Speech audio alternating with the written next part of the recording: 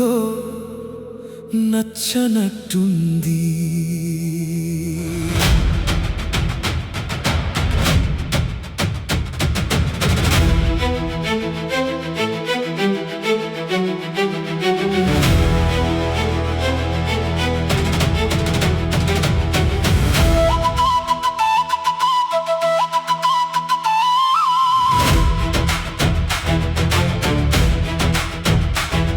ఒకసారన్నా మంచిగా చేసినవురా అని అంటే బాగుండు.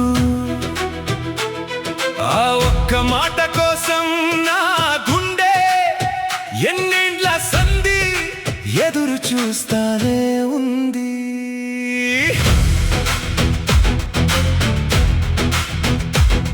నేనేం మాట్లాడినా సలహాల మందులేస్తాడు. నేను చేసే పనిలో తప్పులే ఎత్తుతుంటాడు.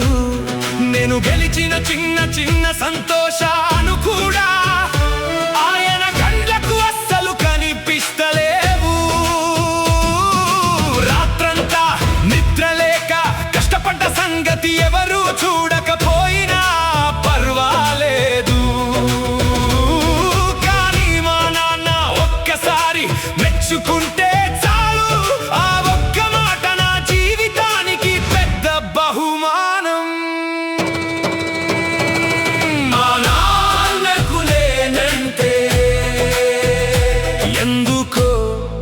నచ్చనట్టుంది. నా మౌనాన్ని మొండితనమని తిట్టిండు. నా కన్నీళ్లను పిరికితనమని ఎగతాళి చేసిండు. నేను అడిగింది కొంచెం ప్రేమనే కదా, కానీ ఆయన పెట్టిన పరీక్షలే నాకు మిగిలినై. నా గుండె లోపల దాచుకున్న గోస ఎప్పుడైనా ఆయనకు అర్థమవుతుందా? నా కొడుకు అని గర్వంగా ఊరందరి ముందు చెప్పే రోజు నా బతుక్కి నిజమైన పండుగైతాదా? మా నాన్నకు నేనంటే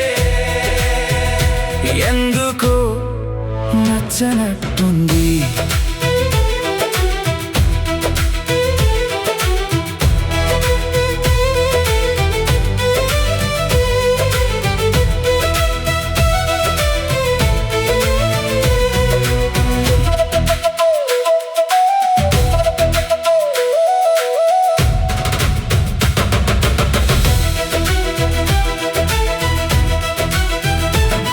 లోకం నా గెలుపుని చూసి చప్పట్లు కొట్టొచ్చు, కానీ మా నాన్న చూపే కదా నా ప్రపంచం. ఆయన కళ్ళలో నేను గెలవకపోతే ఈ లోకం ఇచ్చిన గెలుపంతా వ్యర్థమే కదా.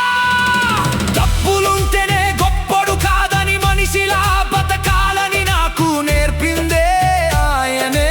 అందుకేనేమో తన ప్రేమను కూడా కఠినమైన మాటల వెనుక దాచిపెట్టిండు. కానీ కాలం గడిచే కొద్దీ అన్నీ అర్థమైతన్నాయి. ఆయన తిట్టే తిట్లలో ద్వేషం లేదు. నేను పడిపోతానన్న భయమే ఉంది. ఆయన చెప్పే సలహాల్లో అవమానం లేదు. నా బతుకు బాగుపడాలన్న తాపత్రయమే ఉంది. ఆయన ఎప్పుడు మంచిగా చేసి నావురా అని చెప్పకపోయినా నేను ఓడిపోవాలని మాత్రం ఎప్పుడూ కోరుకోలేదు. నేను నవ్వితే పలకరించకపోవచ్చు, నేను ఏడిస్తే దగ్గరకు తీసుకోకపోవచ్చు, కానీ నా ప్రతి అడుగు వెనుక నిశ్శబ్దంగా కాపాడే మొదటి మనిషి ఆయనే. అందుకే నాన్నకు నేను నచ్చట్లేదు అనుకున్నా, కానీ ఇప్పుడు తెలుసుకున్నా నన్ను అందరికంటే ఎత్తులో